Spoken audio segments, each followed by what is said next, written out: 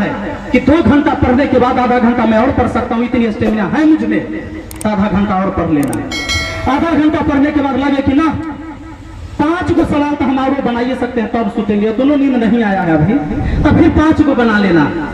5 बनने के बाद भी लगे कि सामने वाला 2 सवाल भी बना सकते हैं, अगर ऐसा विचार है तो वो दोनों फिर बना लेना। और ये होता है ईमानदारी से काम करना। आपके अंदर जितनी एफर्ट है, जितनी क्षमता है, लगा दीजिए, क्योंकि याद रखिएगा कहा भी गया है कि इंसान तभी हारेगा जब वो खुद से हार जाए। जब तक आप खुद से नहीं हारेंगे, दुनिया का कोई भी ताकत आपको हरा नहीं सकता। क्योंकि गुरु रहमान जी यहाँ पर बैठे हैं और उनके शब्दों से आप लोग आज पूरा मतलब शब्दों से उन्होंने बारिश कर दिया और पूरी तरह से भीग भी गए होंगे आप लोग। इतना माइंड वॉश किया गया है सर्फ एक्सल और रीन और क्या क्या कहते हैं एरियल घड़ी सब से कि दोबारा आपकी धुलाई करने की कोई जरूरत नहीं है। फिर भी और सर ने जो बात रखा है उसमें एक गाने से मैं उनको सहयोग देना चाहता हूँ कि जब जब प्यार पे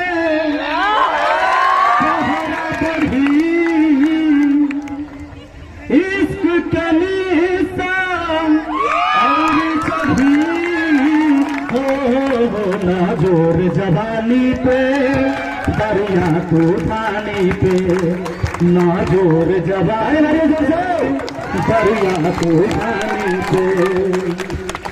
जब जब प्यार पे पहरा बढ़ी इश्क के निशान और चढ़ी हो ना जोर जवानी पे दरिया तूफानी पे, ना जोर जवानी पे दरिया तूफानी पे। है ना, यही बात थी ना सर में बहुत। और कहते हैं कि भला ही हो जाए पागल छूटी ना जुनून रे, प्यार न रही तो लागे सारा जग सुन रे। भला ही हो जाए पागल छूटी ना जुनून रे, प्यार न रही तो लागे सारा जग सुन रे। तो सच में गुरुजी ने ये साबित किया है। दोस्तों आज इस मंच पर जितने भी हमारे शिक्षक साथी मौजूद हैं, मैं सभी को प्रणाम करना चाहता हूं और जितने भी हमारे छोटे भाई बहन यहाँ मौजूद हैं सबको मेरा आशीर्वाद। गुरुजी आप पधारे अपने कुर्सी पर। एक शिक्षा आपके जीवन में, आपके परिवार में, आपके समाज में, आपके देश में क्या क्या बदलाव ला सकता है।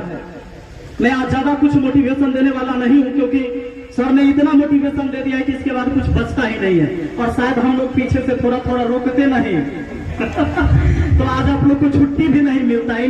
इतने शब्द इनके पास है।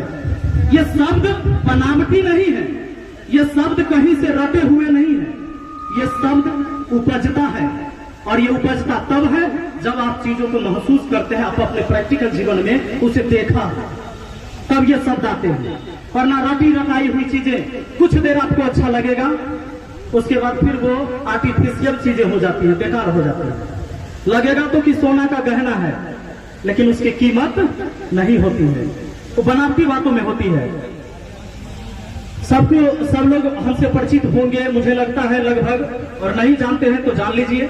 आज मैं यूट्यूब पर पढ़ाता हूं मैथ मस्ती यूट्यूब चैनल के नाम से और 4 मिलियन बच्चे पढ़ते हैं, यानी 40 लाख स्टूडेंट पूरे इंडिया से। मैथमेटिक्स का पूरे इंडिया में सबसे बड़ा यूट्यूब चैनल है मैथ मस्ती। 4 मिलियन सब्सक्राइबर पूरे भारत में यह पहला यूट्यूब चैनल है जिसमें मैथ पढ़ने के लिए बच्चे जुड़े हुए हैं। वो भी हाल फिलहाल 4 मिलियन पूरी हुई है, एक बार जोरदार तालियां। और मेरे लिए सौभाग्य की बात है कि यह समस्तीपुर जिला, हसनपुर जगह है लेकिन जिला समस्तीपुर, यह धरती भी मुझे नसीब हुआ था। समस्तीपुर से मैंने पढ़ाना भी शुरू किया था, तो मेरे लिए बहुत गर्व की बात है कि आज फिर दोबारा मुझे यहाँ पर आने का मौका मिला। हमारे विकास भाई, ये रणवीर भाई, ये जब हमारे घर पर पहुंचे, ये जब पहली बार आए तो कहे कि सर ये चूंकि जानते हैं कि मैं मुखिया भी हूँ इस बार मैं पहली बार चुनाव लड़ा था और मुखिया बना अपने सलहा पंचायत का, और वैशाली जिला का मुखिया संघ का उपाध्यक्ष भी हूं मैं। ये जब मेरे पास पहुंचे बोले कि हम जिला परिषद है, तो हमको लगा कि ऐसे ही कोनो आयल होगा क्योंकि बहुत लोग ऐसे भी फोटो खिंचाने के लिए एक माला पहना के और डाल देगा कि हम मिले हैं, हम जुड़े हैं, हमारे बहुत करीबी है। हम ना जाने थे तो ये बहुत करीबी है, बहुत लोग ऐसे भी होते हैं। तो हमें लगा कि फिर हम कंफ्यूज हो गए, हम ये है कि कोई और है। हमको लगा कि कहीं इनके पिताजी और होंगे, माताजी होंगे, या घर में कोई होगा। तो हम फिर से इनसे पूछे कि कौन है जिला परिषद, कहते कि हम ही हैं। तो लगा कि भाई हम के कि हारल वाला कि जीतल वाला, जैसे हम सोचे कि खड़ा हो गया होगा, नहीं खड़ा तो कौन हो सकता है ना। फिर कहा कि ना सर हम जीते हैं, इस बार जीते। तो लगा कि भाई देखिए, मतलब पहले क्या होता था मैं बताता हूं, और हम लोगों ने झेला है। हमें लोग कहता था कि मुखिया वाला तेरा उम्र है, जो मुखिया में खड़ा हो गए पागल ना, तब मुखिया वाला उम्र है, अभी उम्र में मिला हो, खड़ा ना हो, मुखिया में जितबा तू। पढ़ावे लिखावे वाला आदमी है तब पढ़ावा लिखावा। हम की पढ़ाना लिखाना समाज के विकास का काम है, लेकिन जो फंड समाज के विकास के लिए आता है उसको भी सही जगह इस्तेमाल करवाना ही समाज का विकास का काम है। तो बहुत सारी चीजें झेलना पड़ता है अपने जीवन में। हमेशा एक बात याद रखिएगा, जो रास्ते सुकून भरी रास्ते हैं ना, जहां चलते होंगे और बड़ा आराम से चलते होंगे, तो याद रखिए वो किसी मंजिल की तरफ नहीं जाती है। जो रास्ते सुकून देती होगी, निश्चित तौर पर आप याद रख लीजिए, गांठ बांध लीजिए इस बात को कि वो रास्ते आपके मंजिल की तरफ नहीं ले जाएगी। जब कोई रास्ता जिसमें कांटे भरे हो, चलने में तकलीफ हो, असहज महसूस हो, समझिएगा कि लक्ष्य यही है, मंजिल इसी रास्ते में मिलेगी। क्योंकि लिफ्ट धोखा दे सकता है। आपको 5 मंजिले इमारत पर चढ़ना है और बीच में बिजली चली गई तो लिफ्ट अटक जाएगा ना। तो लिफ्ट एक किस्मत की तरह होता है, वो कभी भी धोखा दे देगा। लेकिन कोशिश हमारी मेहनत जो होती है ना, वो सीधी की तरह होती है।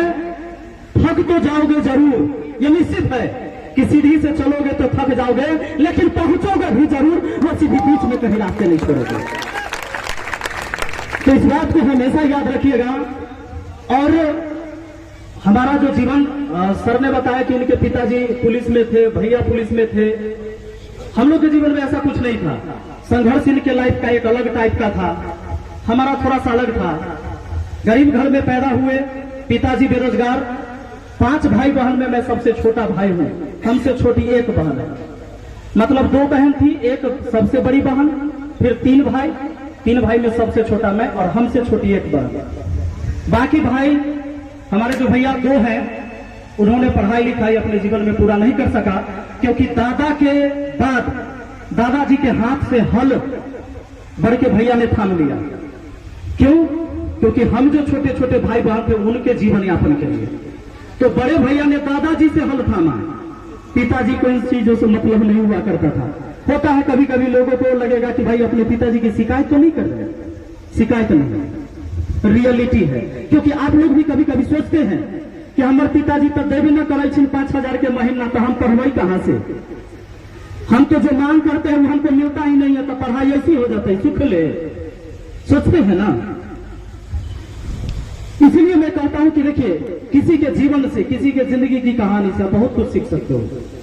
तो हमारे दादाजी के बाद बहुत कम उम्र में, जब उन्होंने मैट्रिक भी नहीं किया, तो हल जोतना, हर बैल लेके खेत में शुरू कर दिया। कि हमारे बड़े भैया ने ये जिम्मेवारी उठाई, और पीछे पीछे हम 2 भाई, क्योंकि जीना तो है नहीं, जीवन अगर जहर है तो पीना ही पड़ेगा। एक गाना है कि जीवन में आए हो तो जीना ही पड़ेगा, जीवन अगर जहर है तो पीना ही पड़ेगा। दोस्तों, जीना बहुत मुश्किल काम है, मरना बहुत आसान है। अगर मरना है तो कुछ करने की जरूरत है, सांस रोक लो, बात खत्म। लेकिन अगर जीना है तो सांस लेना भी होगा, सांस छोड़ना भी होगा। और याद रखना, इस दुनिया में फ्री में कुछ नहीं मिलता है, फ्री में कुछ नहीं मिलता है। हवा भी सांस आप तब जब लेते हो तभी जब आप सांस छोड़ते हो। अगर सांस सिर्फ लेते रहोगे तो शायद सांस भी नहीं ले पाओगे तुम। तो इतना तो निश्चित कर लीजिए कि फ्री में ही दुनिया में कुछ नहीं मिलता है। खाली आप जन्म ले लिए हो, माँ बाप आपको जन्म दे दिया है फ्री में, तो यह बहुत बड़ा बात है। तो माँ बाप ने मुझे जन्म दिया, आज मैं आपसे बात कर रहा हूं और आप मुझे देख रहे हैं, मुझे सुन रहे हैं, ये बहुत बड़े सौभाग्य की बात है। हमने जन्म ले लिया ना, इस धरती पर आ गए ना, अब हमें कर्मवीर बनना है, हमें कर्म करना है और अपने कर्म से अपने भाग्य का विधाता हम खुद बनेंगे। और यही करना होता है सबको। जिसे आप अपने जीवन में सफल इंसान मानते हैं, उन सब ने मेहनत किया है। तो हमारी पढ़ाई लिखाई बहुत मुश्किलों में चला और चलते गया। वो बहुत अपने वीडियो में भी देखा होगा, मैंने बताया किसी किसी तरह लटक उटक के मैट्रिक किए, लटकते उटकते इंटर कर लिए, थर्ड डिवीजन। ऐसा नहीं कि पढ़े में एकदम धुआंधार पहले ही से थे, ऐसा कुछ नहीं था। एक सामान्य विद्यार्थी जो होता है, सबसे निचले पैरान पर बैठने वाला विद्यार्थी, बस वही रिजल्ट से जान सकते हो। लेकिन हाँ, इच्छाएं थी मुझ में कि करना तो मुझे कुछ बड़ा है, क्योंकि गरीबी ना बहुत बेकार चीज है, तो बहुत बेकार चीज है गरीबी। जब देखते थे ना कि शाम के शाम जब मेरी माँ, चूंकि मेरी माँ ने पढ़ाया लिखाया मुझे और इस लायक बनाया है, यह सिर्फ मेरी माँ का योगदान है कि मैं इस लायक हूं। तो जब दिन भर में सिलाई करके 10 रुपया मेरे हाथ में देती थी, तो रात में शाम के टाइम हम आटा खरीद के 1 किलो आटा लेकर आते थे, तब मेरा घर में खाना बनता था। और जिस किसी दिन नहीं होता था तो उस दिन रात में भूखे सोना भी पड़ता था। तो मैं जब इन चीजों को देखता था ना कि किसी किसी दिन भूखा सोना पड़ रहा है, हो सकता है कि माँ तो पपीता और छिल के खिला दिया अगर बाड़ी उड़ी में है अगल बगल घर के पीछे तो, और अपने भूखे सो गए, तो दर्द होता था इस बात से कि ना, कि गरीबी ना बड़ा बेकार चीज है, इसको बदलेंगे। और जब हम बदलेंगे तभी हमारे पूरे परिवार का तस्वीर बदलेगा। और दोस्त मैं आपको बताता हूं, जब मैं उस योग्य हुआ, पूरा पंचायत अंधेरा रहता था। मुखिया बनने से पहले की बात बताते हैं। पहले का मुखिया 21 लाख रुपया खा गया, हम अपने पैसा से पूरे पंचायत में लाइट लगवा दिए, पूरा इंजोर कर दिए। पहली बार मेरा गांव देखा कि रोशनी भी गांव में होता है। और राजनीति तो हम लोग के खून में भी नहीं था, तो समाज ने सिखाया, समाज की गंदगी ने सिखाया कि भाई अब पढ़े लिखे लोगों को आना पड़ेगा, अपने समाज के हिस्सेदार बनना पड़ेगा। जब मैं इस लाइन में आने लगा तो हर व्यक्ति मुझे समझाने आते थे, बड़े बुजुर्ग सब, तू पढ़ लिखल आदमी है, तो ये बड़ा गंदा लाइन है, एमे न घुसा। हम की गंदा एल है चचा, कि एमे सब गंदा बेंगवा से घुसल है, वो बेंगवा से के बाहर निकाल दो, साफ हो जाते। तना ना ये बड़ा बेकार लाइन है, हम की हो जाते तब बेकार लाइन है, तो बेकार लाइन है, बदले लेल कोई ना कोई के आगे आवे के पड़ते ना, कि किसी न किसी को तो आगे आना होगा एक दिन। मैंने शुरुआत किया, हमारे उम्र के कभी हमारे गांव में आज तक तो मुखिया कोई बनवे नहीं किया था, आज तक ना, जब से पंचायती राज लागू हुआ पहला बार मैं बना, और पूरे गांव ने मुझे समर्थन दिया, पूरे गांव एक होकर मुझे समर्थन दिया, क्योंकि गांव के लोगों को भरोसा मुझ पर हो गया था।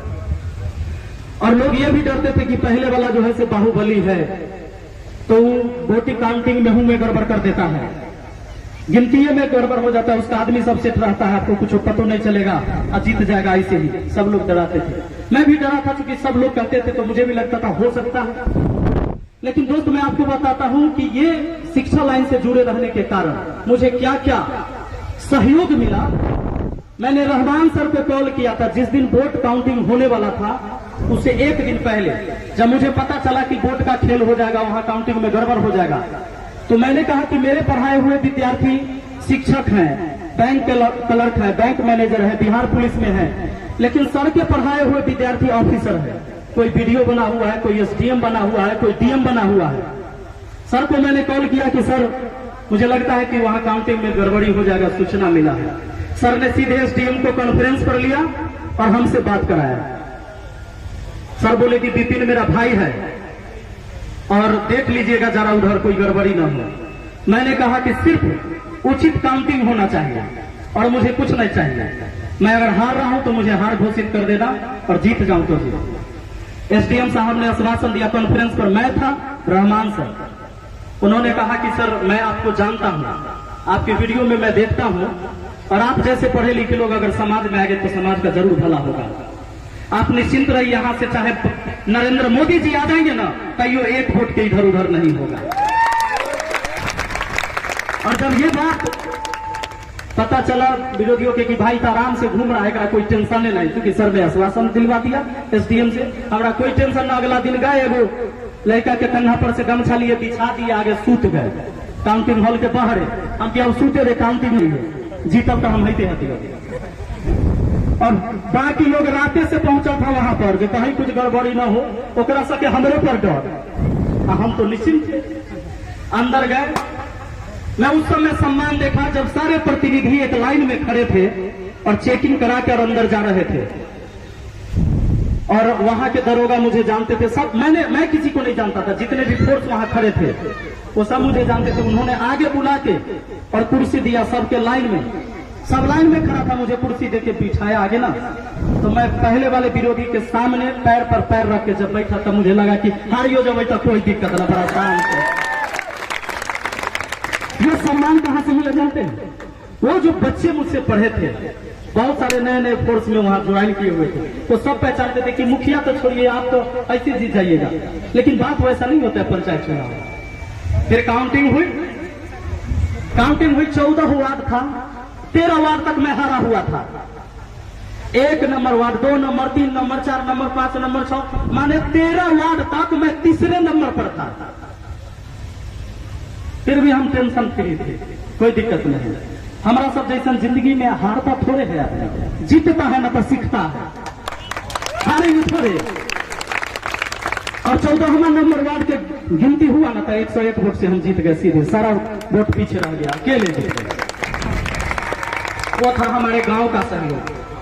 हमारे गांव ने एक तरफा इतने वोट कर दिए थे कि मुझे उम्मीद भी नहीं था, हर व्यक्ति ने वोट किया। और इसका रीजन है, मैं रात दिन कोरोना के टाइम से ही, शुरुआत से, जब मैं लगातार अपने गांव में कोरोना के समय से गांव आ गया था, तो मैं देख रहा था कि समाज में बहुत सारी चीजें हैं जो अव्यवस्थित है, सही ढंग से नहीं चल पा रही सरकार की योजनाएं। तो हर जगह मैंने लोगों के लिए काम किया, जिनको जब जरूरत हो दवाई की, हॉस्पिटल की, गाड़ी की, 3-3 गाड़ियां हमारी चलती रहती थी, एम्बुलेंस, सब कुछ खरीद के मैंने दिया जो जरूरत की चीजें थी। और कभी जात पात पर वोट नहीं किया, कभी दारू और पैसा पर एक वोट किसी से न मांगा, और बिना पैसा के हम वोट जीते, बस लोगों का सेवा करते गए। तो मुझे ये लगा कि नहीं, हर फील्ड में अगर ईमानदारी से और शिद्दत से, पूरी ईमानदारी से अगर काम किया जाए तो हर फील्ड में आप जीत जाएंगे। तो बच्चों, आज अगर आप पढ़ाई करते हैं, सच में आपको लगता है कि 2 घंटा पढ़ने के बाद आधा घंटा मैं और पढ़ सकता हूं, इतनी स्टेमिना है मुझ में, तो आधा घंटा और पढ़ लेना। आधा घंटा पढ़ने के बाद लगे कि ना 5 को सवाल तो हम और बना ही सकते हैं, तब सुतेंगे, दोनों नींद नहीं आया है अभी, तो फिर 5 को बना लेना। 5 बनने के बाद भी लगे कि सामने वाला 2 सवाल भी बना सकते हैं, अगर ऐसा विचार है तो वो दोनों फिर बना लेना। और ये होता है ईमानदारी से काम करना। आपके अंदर जितनी एफर्ट है, जितनी क्षमता है, लगा दीजिए, क्योंकि याद रखिएगा, कहा भी गया है कि इंसान तभी हारेगा जब वो खुद से हार जाएगा। जब तक आप खुद से नहीं हारेंगे, दुनिया का कोई भी ताकत आपको हरा नहीं सकता।